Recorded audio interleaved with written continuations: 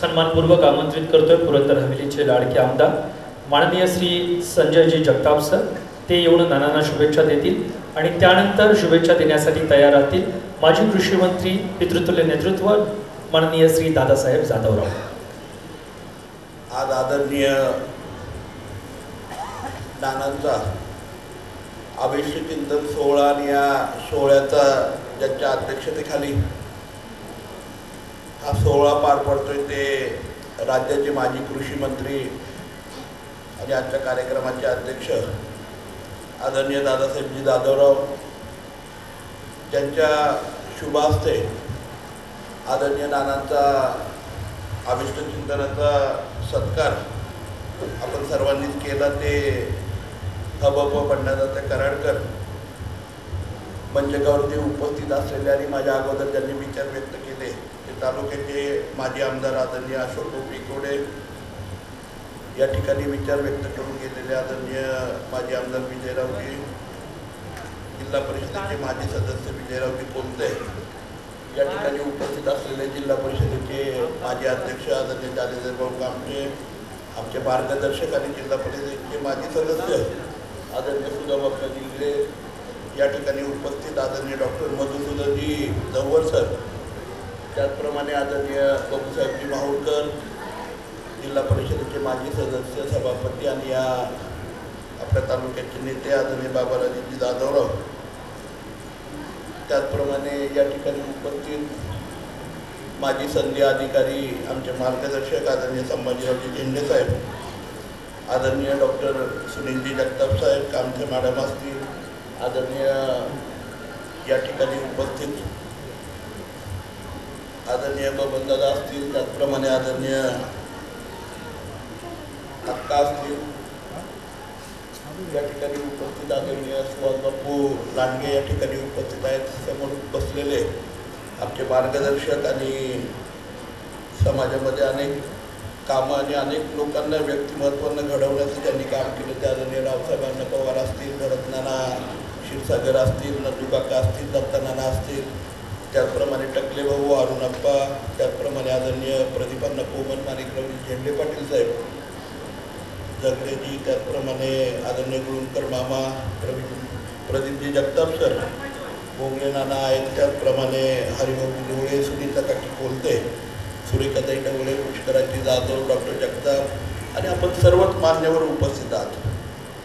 खरं म्हणजे या ठिकाणी आपण सर्वजण आदरणीय नानांचं अभिष्ट चिंतन सोहळ्यासाठी उपस्थित असताना या ठिकाणी पूर्ण जीवनपट अतिशय मोजक्या शब्दांमध्ये आपल्या सगळ्यांच्या समोर मांडण्याचा प्रयत्न डॉक्टर प्रवीण असतील, आदरणीय बाळासाहेब असतील, संतोषराव असतील आणि संपूर्ण परिवारानं त्या ठिकाणी केला।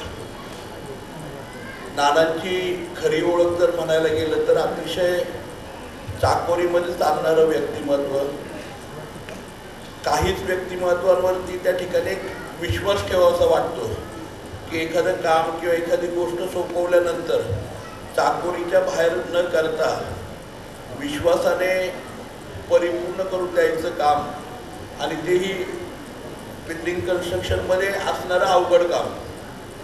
तर मगाशी चित्रपतीमध्ये दाखवलं आणि मला वाटतंय आदरणीय कैलासवासी विठ्ठलरावजी ताकवणे गुरुजी असतील, आदरणीय नानांना घडवण्याचं काम नानांच्या परिवारातल्या सर्वच सदस्यांना म्हणजे डॉक्टर प्रवीण जगतापांच्यापासून सर्वांना, माझे वडील कैलासवासी चंदूकाका जगतापांनाही आमच्या सर्वांना घडवण्याचं काम हे कैलासवासी विठ्ठलरावजी ताकवणे गुरुजींनी त्या ठिकाणी केलं।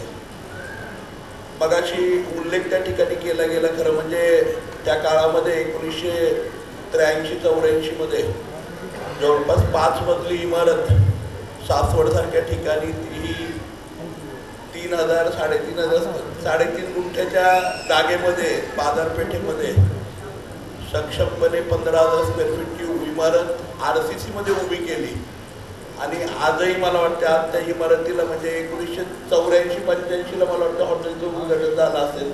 आजही ती इमारत म्हणजे मगाशी आदरणीय सुदामाप्पांनी उल्लेख केला, आदरणीय भाऊंनी उल्लेख केला किंवा अनेक वक्त्यांनी उल्लेख केला की आजही सक्षमपणे अखंडितपणे न गळता आणि कुठल्याही वॉटरप्रूफिंगची गरज नसणारी इमारत आपल्या सगळ्यांच्या समोर उभी आहे। ज्या शाळेमध्ये आम्ही शिकलो ती पुरंदर हायस्कूलची वरची इमारत असेल, वागिरे कॉलेजची इमारत असेल, अशा अनेक इमारती बाबाराजांनी उल्लेख केल्याप्रमाणे हनुमान मंदिर असेल किंवा अनेक मंदिरांची उभारणी आणि जिथे खऱ्या अर्थाने विश्वासाने सामूहिकपणे एक चांगलं काम घडवायचंय तिथे नेहमीच प्रत्येकाला आदरणीय नानांची आठवण त्या ठिकाणी आपल्या सर्वांना येते. अशा नानांच्या अभिष्टचिंतन सोहळ्यासाठी आपण सर्वजण उपस्थित आहोत. मी मगाशी म्हटलं की एक भक्कमपणे आणि अतिशय म्हणजे कुठल्या वेगळ्या सर्टिफिकेटची गरज नाही. जिथे नाना सर्टिफाय करतात किंवा नाना काम करतात ते कामच तेवढं मजबूत आणि अतिशय पारदर्शक असतंय की त्याला वेगळ्या सर्टिफिकेटची गरज नाही. अशा नानांचा अभिष्टचिंतन सोहळा होत असताना 75मध्ये सुद्धा साधी कुठली गोळी न लागणं, गोळी म्हणजे खाण्याची म्हणजे औषधाची गोळी, हे वैशिष्ट्य नानांचं खरं म्हणजे मला वाटतं त्या चित्रफितीवरनं आपल्या सगळ्यांना दिसतंय.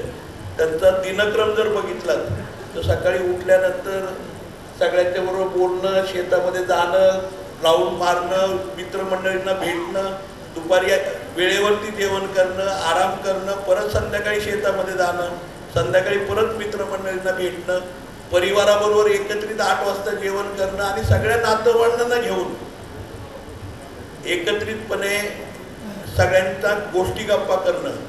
खरं म्हणजे आजकाल आपल्या सगळ्यांच्याच परिवारामध्ये आम्ही लहान असताना या गोष्टी व्हायच्या, परंतु आज आम्हालाही वाटतं की दुर्दैव असं आहे की अनेक परिवारांमध्ये ह्या गोष्टी घडत नाही. आज आपण आपल्या मुलांना, नातवांना किती वेळ देतो आणि त्यामुळे मला वाटतं नानांना बीपीची गोळी, शुगरची गोळी, कुठल्याच गोळीची आवश्यकता नाही, कारण ह्या सगळ्या गोळ्या जिरवण्याचं काम नानांच्या दिनचर्येमध्ये त्या ठिकाणी होतं. आणि खरं म्हणजे हेच डोळे उघडण्याचं काम नाना खरं म्हणजे आजच्या या चित्रफितीवरनं आम्हाला सगळ्यांना जाणवतंय. आज नानांच्याच पावलावरती पाऊल ठेवून डॉक्टर प्रवीण सरांचंही काम तेवढ्याच पारदर्शकतेने आणि खूप चांगल्या प्रकारे त्यांचं चालू आहे. आपण मगाशी सांगितलं त्यांच्या डोळ्याचं ऑपरेशन असेल किंवा मलाही आता चष्मा लागलाय, मी घालत नाही पण तोही प्रवीण सरांच्याकडे तपासल्यानंतर कळाला. आणि असं अतिशय पारदर्शक काम प्रवीण सरांचं आहे, डॉक्टर अश्विनीताईंचंही त्या ठिकाणी आहे. आदरणीय संतोषरावांचं कन्स्ट्रक्शनमध्ये काम हेही नानांच्या सारखंच पारदर्शक आहे. बाळासाहेब हार्डवेअरच्या व्यवसायामध्ये आहेत आणि ते करत असताना तेवढ्याच पारदर्शकपणे काम आणि शिकवण नानांची जी आहे की पारदर्शकतेपणे कुठलाही व्यवसाय करत असताना पारदर्शकतेने चांगल्या प्रतीचा केला पाहिजे, ही शिकवण खरं म्हणजे नानांनी दिली. जसं व्यवसायामध्ये काम केलं, जसं त्यांनी आयुष्यामध्ये काम केलं, तसंच त्यांनी संप्रदायामध्ये काम केलं. संत सोपान काकांच्या 15 नंबरच्या पालखीमध्ये असेल, सोपान काकांच्या दिंडी सोहळ्यामध्ये असेल, उत्स्फूर्तपणे प्रतिसाद आदरणीय नानांचा त्या ठिकाणी असतो.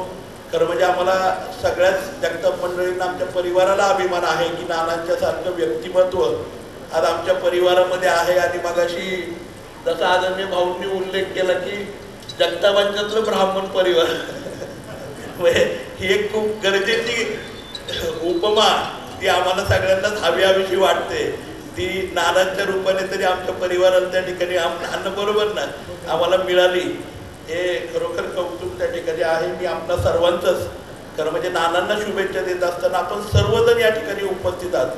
आदरणीय दादासाहेबजी जाधवरावांचं आपल्याला या ठिकाणी त्यांचेही विचार आपल्याला ऐकायचे आणि अनेक संधी आदरणीय दादांनी अनेक व्यक्तिमत्व या तालुक्यामध्ये घडवण्याचं काम केलं, त्यांचे विचार आपल्याला ऐकायचे. त्यामुळे जास्त न बोलता मी या ठिकाणी आपल्या सर्वांचंच पुन्हा एकदा जगताप परिवाराच्या वतीने खूप खूप मनापासून या ठिकाणी स्वागत करतो. आदरणीय नानांना 75च्या अभिष्ट चिंतनाच्या खूप मनापासून शुभेच्छा देतो. या ठिकाणी बबनदादा आहेत, आत्या आहेत, दोघांचंही वय आज 94, 85 आणि नानांचं 75. म्हणजे हीच वयाची जी आशीर्वाद आहेत ते आम्हालाही लाभवत आम्ही प्रयत्न करू त्यांच्याप्रमाणे टाइम टेबल पाळायचं, एवढंच या ठिकाणी नानांना या अभिष्ट चिंतनाच्या निमित्ताने शुभेच्छा देतो. विजयदादा या ठिकाणी आहेत, त्यांनी सुद्धा खूप अतिशय मितभाषी शब्दांमध्ये नानांचं कौतुक केलं. मनापासून या ठिकाणी सगळ्यांचं स्वागत करतो. आदरणीय नानांना अभिष्ट चिंतन सोहळ्याच्या खूप शुभेच्छा देतो. प्रवीण सर, संतोषराव आणि बाळासाहेबांचं खूप मनापासून कौतुक करतो की एवढा चांगला सोहळा आपण त्या ठिकाणी नानांचा या ठिकाणी सर्व परिवारांनी एकत्रितपणे केला आणि विशेष म्हणजे सर्व पक्ष, सर्व विचार आणि या तालुक्यातील सर्व व्यक्तिमत्व, बाहेरचे आलेले सर्व पाहुणे मंडळी, मित्रपरिवार हे सगळे या सोहळ्यामुळे एकत्रित आलेत, त्याचंही खूप मनापासून कौतुक आहे. पुन्हा एकदा सर्व कुटुंबियांचं खूप आभार मानतो, नानांना शुभेच्छा देतो आणि माझे 2 शब्द सांगतो. धन्यवाद आमदार साहेब.